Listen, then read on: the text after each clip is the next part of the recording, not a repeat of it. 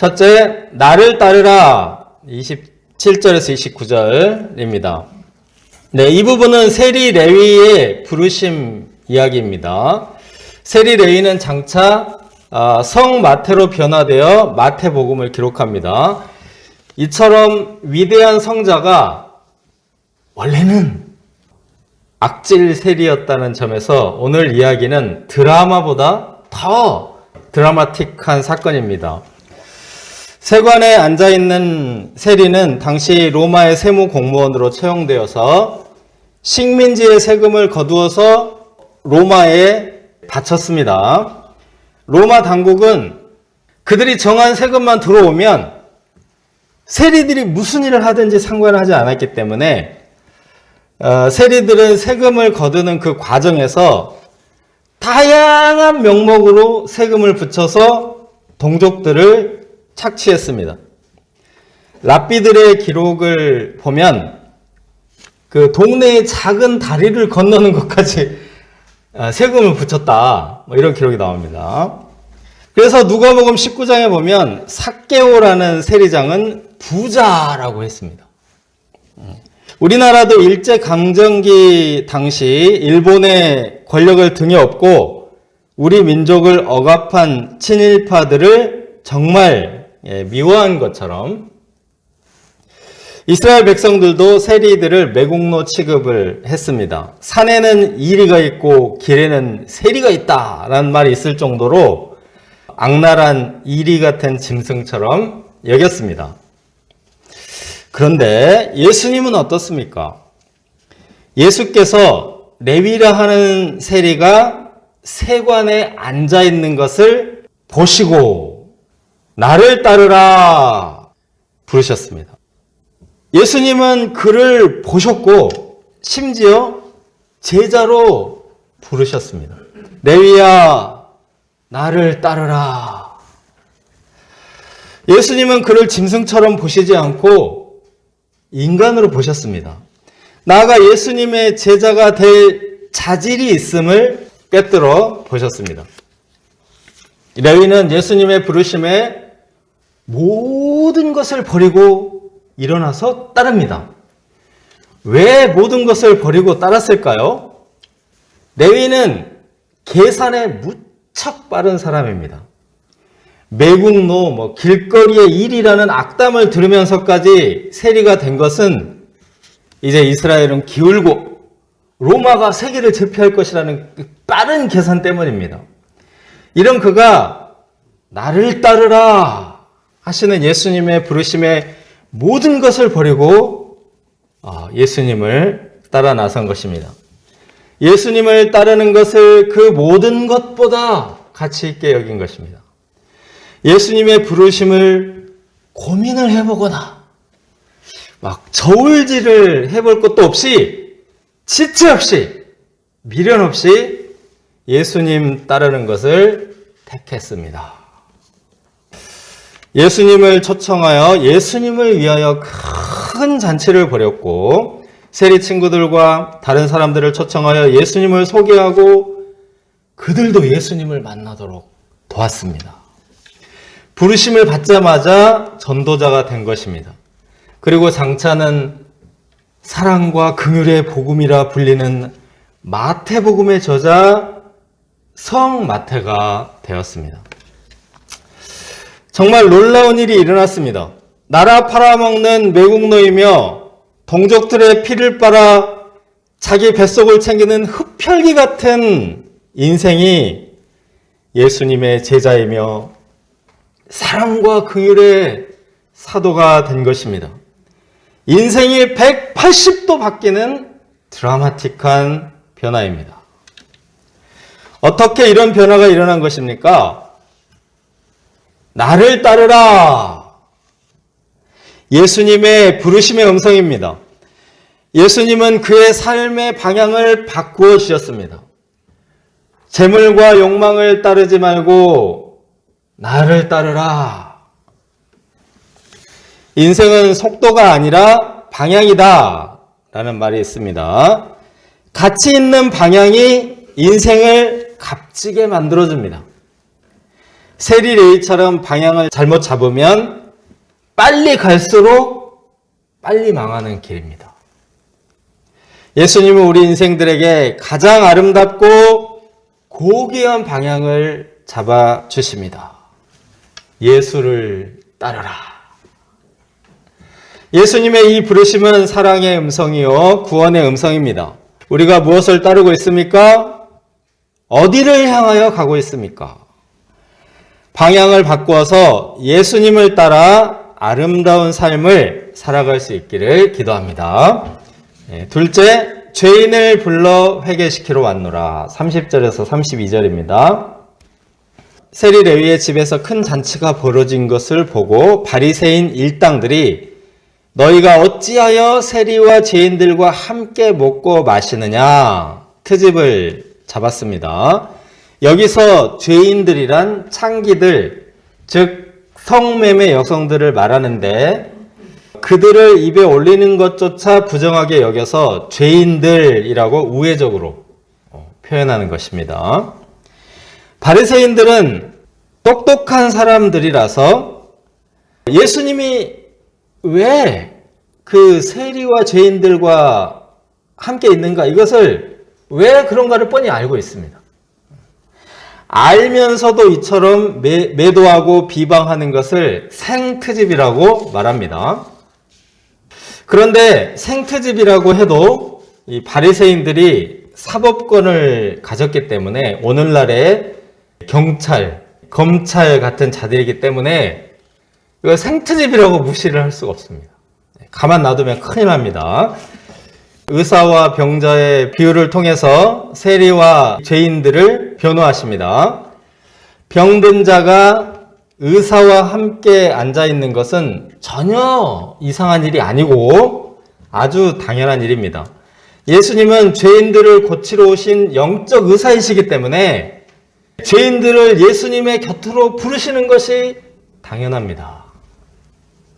내가 의인을 부르러 온 것이 아니요 죄인을 불러 회개시키러 왔노라. 여기서 의인이라는 말은 긍정적인 표현이 아닙니다. 세상에 의인이 어디 있습니까? 겉으로 보기에 멀쩡해 보이고, 겉으로 보기에 행복해 보이고, 겉으로 보기에 대단해 보이지만 사실 사람들을 한꺼풀만 들춰보면 죄와 허물로 악취가 납니다. 암도 수술해서 낫는 시대인데, 그러나 우리 영혼을 더럽히고 파괴하는 죄는 어디서 고칩니까? 내가 죄인을 불러 회개시키러 왔노라. 예수님께 나아가면 회개하고 나음을 받습니다. 매국노 흡혈귀 같은 세리도 예수님께 가서 나음받고 성자가 되었는데 어떤 죄인이 나음받지 못하겠습니까? 예수님께 고침받지 못할 죄인은 없습니다. 그래서 예수님은 적극적으로 죄인들을 부르십니다. 내가 죄인을 부르러 왔노라. 죄인들아 다 나오라. 바리새인들의 질문, 너희가 어찌하여 세리와 죄인과 함께 먹고 마시는가? 였습니다. 이 질문은 다시 말하면 교회 다니는 사람들은 왜 문제가 많은가? 라고도 할 수 있습니다. 이제 우리는 답할 수 있습니다. 죄인들이기 때문에 예수님이 필요해서 나온 것입니다. 교회 가니까 별의별 사람들이 다 있더라 라고 누군가 말한다면 교회가 어떤 죄인도 진단하고 치료하는 영적 종합병원이기 때문입니다. 예수님 믿는 사람들이 문제가 있다는 것은 비방받을 일이 아니고 자비로우신 예수님을 찬양하고 높여야 할 일입니다. 이제 예수님과 함께 앉아서 먹고 마시면서 우리는 죄와 허물을 고침받을 것이고 점점 건강해질 것입니다. 죄로 고통하며 신음하는 우리를 부르시고 함께 하시고 치료하시는 예수님께 감사와 찬양을 드립니다. 셋째, 새 포도주는 새 부대, 33절에서 39절입니다. 예수님의 놀라운 대답으로 자존심에 상처를 입은 바리새인들은 이제 이번에는 먹고 마시는 것을 문제 삼아 트집을 잡습니다. 자주 금식하며 그들은 자주 금식했습니다. 그 구약 성경에는 7월 10일 대의 속죄일에 1년에 딱 한 번 금식하라고 했습니다. 그런데 이제 유대인들이 금식이 좀 많아지기 시작한 게 바벨론의 침략으로 예루살렘이 점령되고 솔로몬 성전이 파괴되면서 그때 이제 4가지 중요한 사건이 있었죠. 뭐 포위되고 파괴되고 학살되고 이런 4가지 중요한 사건. 그래서 그 4번 금식이 추가가 됐습니다. 그럼 5번이 됐죠. 여기다가 이제 바리새인들이 또 주 2회 금식을 추가했는데 모세가 십계명 받으러 산에 올라간 날 내려온 날 해가지고 추정을 해가지고 올라간 날이 목요일일 것이다. 내려온 날이 월요일 것이다. 그래서 목요일 날 월요일 날 또 금식을 추가했습니다. 그리고 이제 개인적으로 무슨 문제가 생겼을 때도 이런저런 명목으로 금식했습니다. 자주 금식한 것입니다. 이제는 혼인잔치가 열린 것입니다. 예수님과 함께 할 때 금식하지 않는 이유는 신랑 때문입니다. 당시 혼인잔치 때 가장 기뻐한 사람들은 신랑의 친구들이었다고 합니다. 친구가 어른으로 이제 장성을 해서 가정을 세우고 소중한 일생의 동반자를 만나게 되었고 자녀들을 낳아 키우는 그 부모의 자격을 얻게 되었으니 어찌 기쁘지 않겠습니까? 그래서 당시 혼인잔치를 일주일 동안이나 했는데 이 기간 동안 모든 종교적인 의무가 면제되었고 심지어는 금식이 금지되었습니다. 기뻐해야 한다. 금식이 금지되었습니다. 그런데 혼인잔치가 끝난 후에는 친구의 결혼이 기쁘기 그지없으나 그럼에도 불구하고 정들어졌던 친구를 빼앗겼다. 뭐 이런 의미에서 금식을 했습니다. 구약 성경에서 하나님과 성도들의 관계를 혼인잔치에 비유합니다. 하나님의 아들 예수님이 세상에 오셨으니 이제는 혼인잔치가 열린 것입니다. 예수님과 함께 할 때 먹고 마시는 것이 당연합니다. 그러나 우리가 종종 세상 쾌락에 빠져들어서 예수님을 잊어버릴 때에는 금식도 필요합니다. 그 예수님 당시에 자주 금식하는 것은 대부분의 서민들에게는 이것은 불가능한 일이었습니다. 바리새인들이 이제 엘리트들이기 때문에 일주일에 2끼 굶어도 별 문제 없습니다. 그러나 대부분의 서민들은 거친 노동을 하고 살아가야 하기 때문에 배불리 먹어야 일을 할 수 있습니다.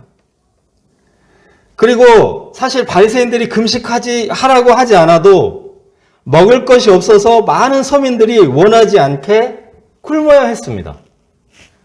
금식이 아니라 굶식.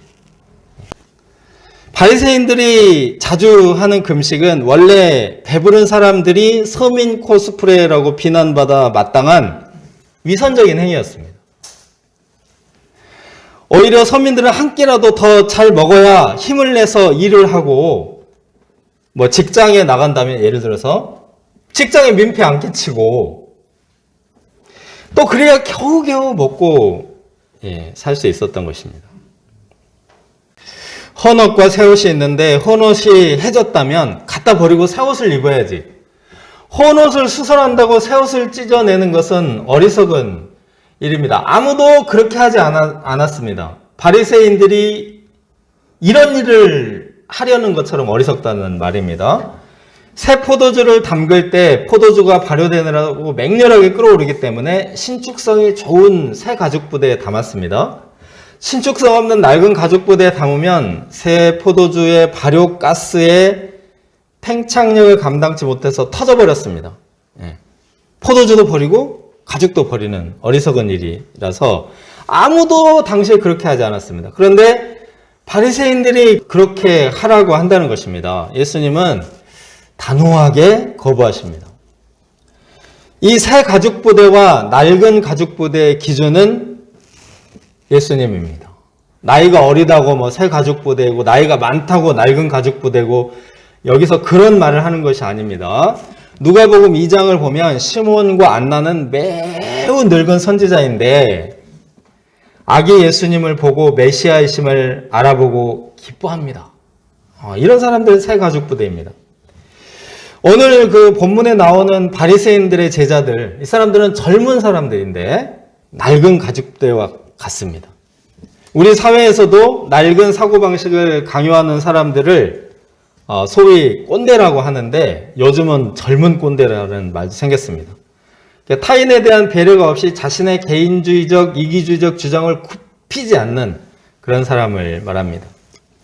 우리가 나이가 많든 적든 상관없이 예수님 중심적이 되면 마음의 여유가 생겨서 새 가죽부대와 같이 신축성, 융통성이 생깁니다. 새 가죽부대는 예수님 중심적이기 때문에 예수님의 말씀에 따라 회개도 잘하고 방향도 잘 바꾸는 사람입니다. 세리레위도 남의 말이라고는 한마디도 듣지 않고 막 국가, 민족 다 팔아먹고 오로지 돈만 따르던 사람이었습니다. 그러나 예수님을 영접한 후에는 예수님과 친구들을 위해 큰 잔치를 베푼 사람이고 또 사랑과 긍휼의 목자가 되었습니다. 우리가 예수님 중심이 되고 예수님을 잘 따름으로 어떤 모양의 죄인들도 영접하고 함께 먹고 마시는 새 가죽 부대와 같이 될 수 있기를 기도합니다.